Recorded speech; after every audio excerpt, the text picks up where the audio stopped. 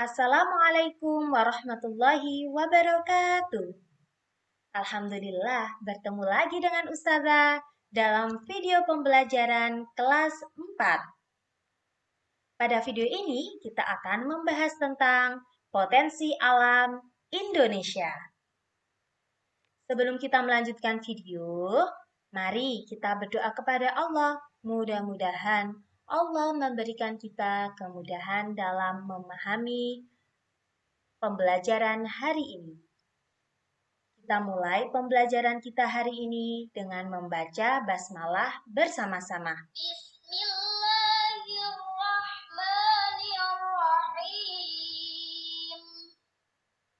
Selanjutnya, mari siapkan buku tema 4I.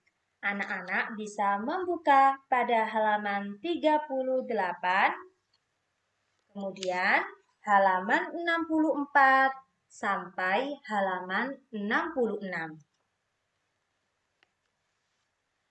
Potensi alam Indonesia. Seperti yang kita tahu, Indonesia merupakan negara yang kaya akan sumber daya alam. Hampir setiap daratan di Indonesia ditumbuhi dengan berbagai jenis tumbuhan, seperti sayuran, buah-buahan, rempah-rempah, tanaman obat, tanaman hias, serta pohon-pohon yang tinggi dan besar. Lautan Indonesia pun sangat kaya raya akan berbagai jenis ikan, rumput laut, terumbu karang, dan organisme-organisme lainnya yang dapat dimanfaatkan bagi kehidupan manusia. Sumber daya alam terbagi menjadi dua, yaitu sumber daya alam hayati dan sumber daya alam non-hayati. Selain sumber daya alam yang telah Ustazah sebutkan contohnya tadi, sumber daya alam yang banyak terdapat di Indonesia adalah sumber daya alam non-hayati, seperti barang tambang, timah, emas, batu bara, nikel, dan minyak bumi.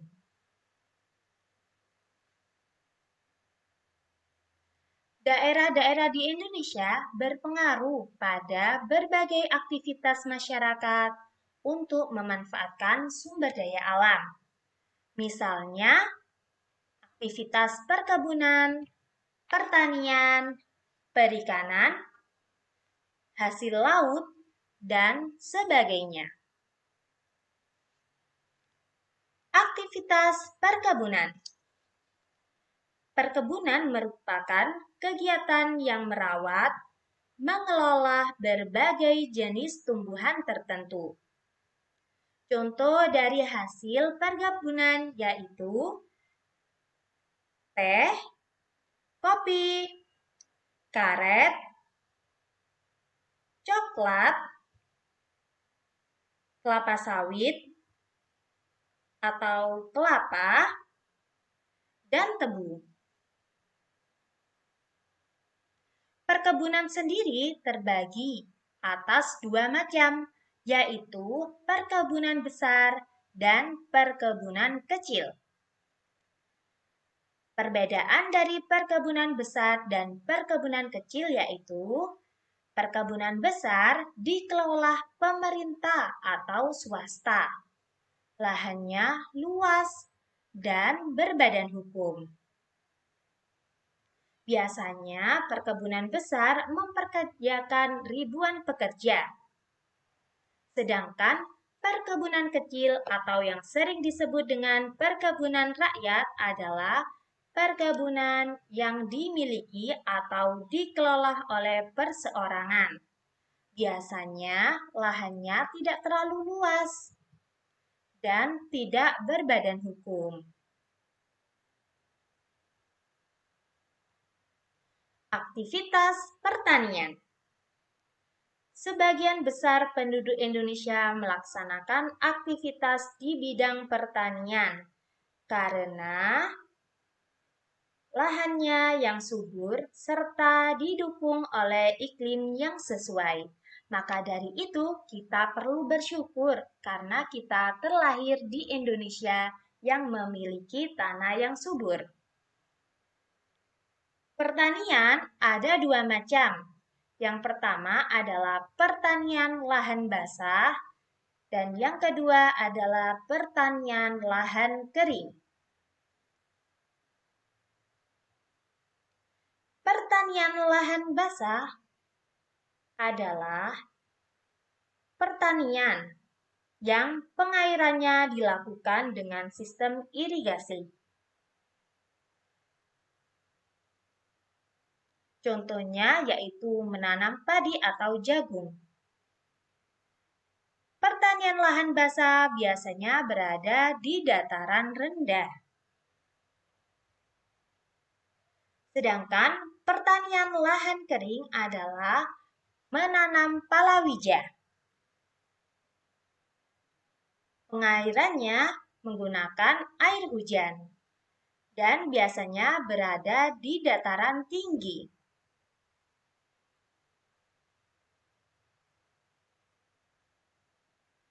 Anak-anak, apa anak-anak tahu apa itu tanaman palawija? Nah, tanaman palawija itu seperti jenis umbi, sayuran, dan buah-buahan. Aktivitas yang ketiga adalah perikanan dan hasil laut. Indonesia memiliki banyak danau, sungai, waduk, dan laut.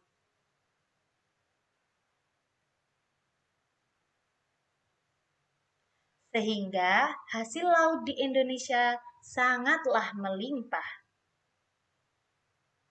Berbagai jenis macam ikan, seafood, dan lain sebagainya ada di Laut Indonesia. Aktivitas yang keempat adalah perhutanan. Indonesia memiliki hutan tropis yang sangat luas. Sumber daya yang dihasilkan dari hutan pun sangat melimpah, terutama kayu dan rotan yang sangat bermanfaat untuk bangunan. Namun, banyak pihak yang tidak bertanggung jawab melakukan penebangan tanpa izin, sehingga membuat kondisi hutan di Indonesia menjadi kritis atau hutan di Indonesia menjadi gundul. Aktivitas yang kelima adalah peternakan. Pemanfaatan budidaya peternakan di Indonesia diantaranya sapi, kuda, kerbau, unggas, dan lain sebagainya. Peternakan besar menghasilkan produk berupa daging, telur, susu, kulit, dan bulu. Peternakan dikelola oleh perusahaan berbadan usaha disebut peternakan besar. Aktivitas yang keenam adalah pertambangan. Pertambangan merupakan aktivitas yang dilakukan dengan pengelolaan pemerintah. Perusahaan-perusahaan swasta yang juga ikut beraktivitas dalam penambangan, walaupun tidak jarang pula dilakukan oleh penduduk secara tradisional. Hasil pertambangan berupa minyak bumi bermanfaat untuk berbagai keperluan skala besar, seperti pembangkit listrik tenaga minyak bumi atau diesel. Selain minyak bumi, hasil tambang berupa batu bara, emas, dan lain sebagainya.